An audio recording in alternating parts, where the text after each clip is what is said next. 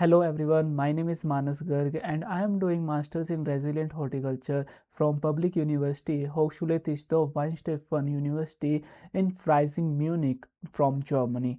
And today I will going to present the topic saffron and I will explain all about saffron, its marketing, how much investment do you need and its quality and what is the time period of growth, and this is the topic given by my professor Jonas Nebelmeyer, who is the professor of resilient specialty crop production, and they give us the task to choose a crop and tell the what is the special about your crop. And I choose saffron, which scientific name is Crocus sativus, and it is the most world valuable specialty species, and there are lot of reasons why it is so special. I will tell you in the next slides. So let's start. So as I said, its scientific name is Crocus sativus and the family is Iridicaceae, and the product is obtained from the dried red stigmas. What are this? Like you can see in an image, there is a flower and there is three red stigmas which is extracted from it by hand. Iran doing the most production, like 90 to 94% of world saffron is coming from Iran, then India, then Spain and Greece. And why is it a specialty crop? Because of its high value species in the world. There is so much demand of this saffron, and it is you are thinking like the saffron is using in a tea for the flavor, for the aroma. No, it is widely used in cosmetic things, makeup, and it is also used in medicines, and it is very low production volume. Like Iran is the biggest one, and then India is also 5 to 6%. But the Spain is doing, they are importing the saffron from Iran and then sell them by their brand. I will tell you later. And it is a premium product with global demand. So what make a saffron special?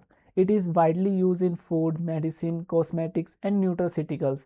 According to a food science and nutrition publisher, I searched on Google Scholar the review paper published in 2025 by Tufail. According to him, the saffron is rich in bioactive compounds like crocin, saffronal and picrocrinin, and it is known as red gold. We all know that. And how much flour needed for 1 kg of saffron? It is 150,000 to 200,000 flowers needed. See in an image, it is also from that review paper, and according to it, saffron is used for cure asthma, diabetes, cancer, and it is widely used for fight against cardiovascular diseases, nutraceutical disorders, and it suppress cancer cells growth and tumor formation. It is also used in cosmetics for your healthy skin.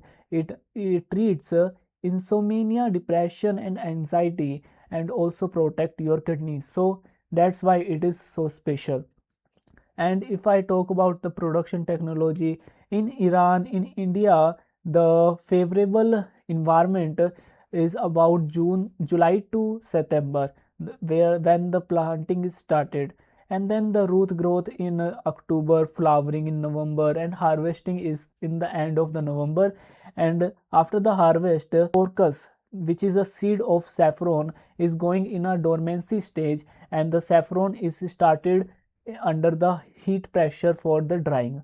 So the climate required for the production is cool winters and hot dry summers, and temperature is about 15 to 20 degrees Celsius, but at the dormancy stage it need higher 30 to 35%. The rainfall required is 300 to 500 mm. Soil is well drained sandy loam soil rich in organic matter. Soil pH is 6 to 8. Propagation by healthy corms, vegetative propagation we can say, and the irrigation is light irrigation, but avoid the irrigation from upper side because it can damage the saffron and increase the disease symptoms. So what are the major challenges? Like there is a disease, Fusarium corn rot, which come in the propagation stage, and then the rodents, nematodes, and heat stress, water logging, and climate variability are the major challenges. So one of the best method to cover all this, we can grow in a protected environment, but it also needs so much research. In the first 2 years you get a very less production, but with the time when you are learning it, the production will increase. And if I talk about other methods in the open field, then you can do a selection of healthy combs, crop rotation, raised beds, good drainage, drip irrigation, and biological disease management. The next one is economic feasibility and market potential. And the parameters are like, if how much investment needs is the initial investment. Like in the open field we need 15,000 to 40,000 per hectare euro. In the control environment we need 150,000 to 500,000 euro per hectare. So the average yield is about 8 to 15 kg per hectare, which is also same as control environment. And labor required is very high in both the method. Climate risk is high in open field but low in control environment. Production cost is also lower in open field but higher in control environment. And the product quality is excellent in both if we care it properly. And if I talk about market value, the premium species value at 3,000 to 10,000 per kg, quality dependent. If the quality is good, then it can sell at 10,000 euro per kg. That is the so much. You can think like 10 lakh rupees per kg saffron. That is so much. So used in food, pharmaceuticals, cosmetic, and nutraceuticals. And how can we be successful on the marketplace? Like if we do a premium quality saffron production, if the proper drying, storage, quality grading, organic certification, branding, geographical indication, direct export, and value added products, tea, cosmetic, and supplements, then we can do a better in the market value. And if I talk about Iran, 90% produces, and 80 to 90% of Irani saffron is exported. But what Spain is doing, Spain is importing so lot of saffron from Iran and then do a value addition and re-export. And major market importers are India, UAE, Germany, USA, Saudi Arabia, and China. And at last, I want to tell you that saffron is the world's most valuable species. Its value comes from unique quality, health benefits, and limited production. Successful production depends on good agronomic practices and quality management. Climate smart cultivation and value added marketing can improve future sustainability. So, thank you. Vielen Dank.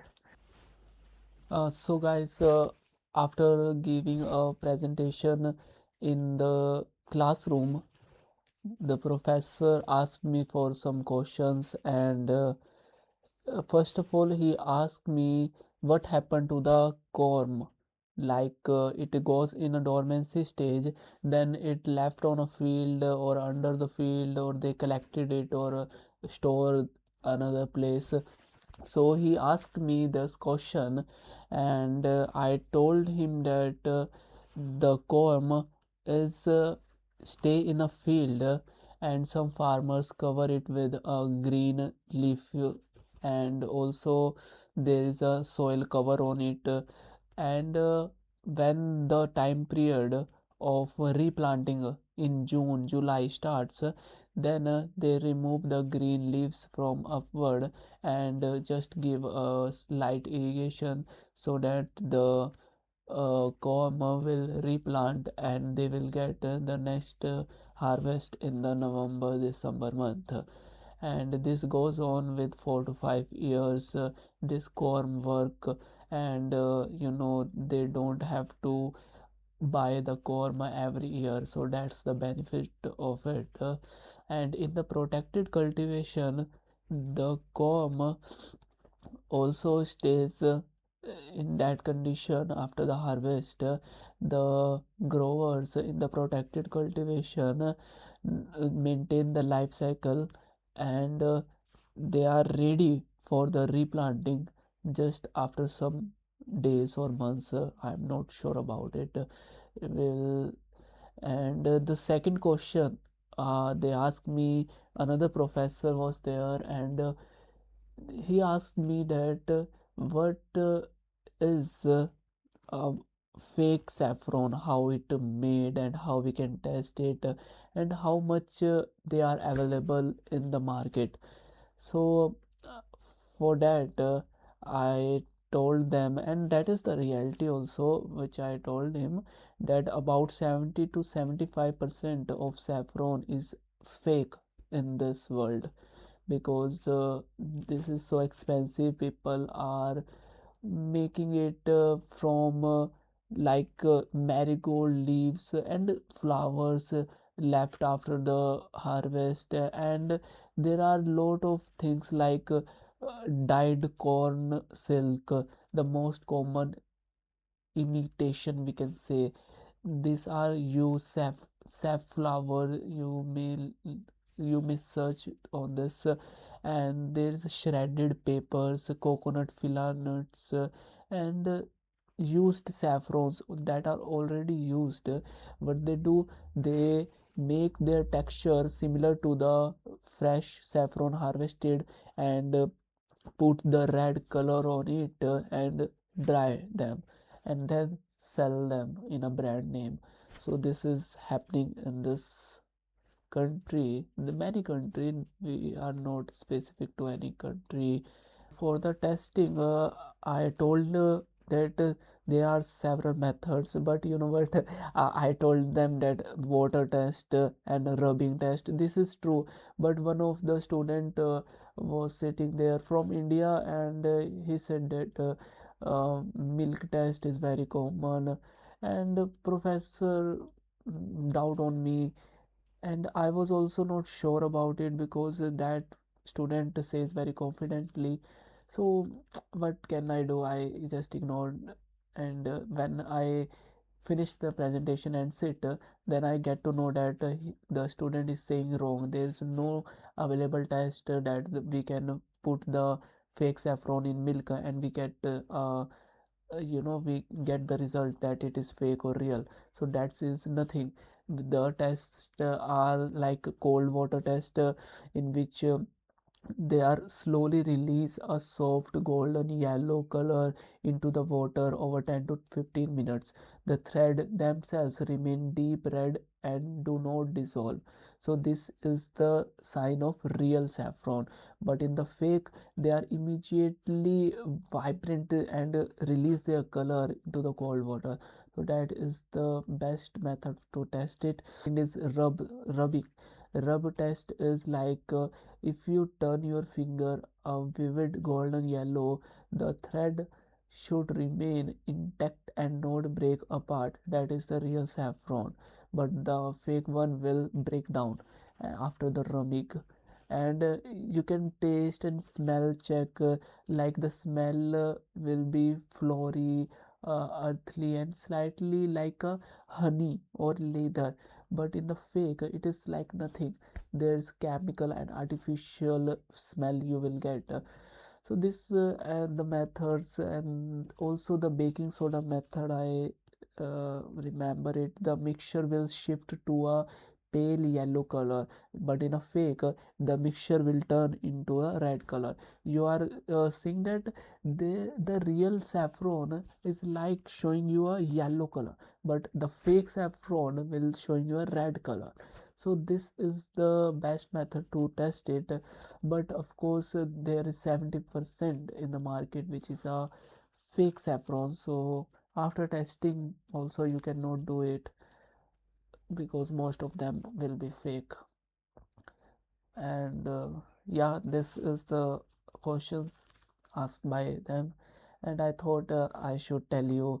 After telling you all the content of my presentation, I didn't upload it. I waited for some days, and after giving a presentation yesterday in the classroom, then they asked me questions, and I attached it to this video, so that you will get to know what can be upcoming questions in your future projects.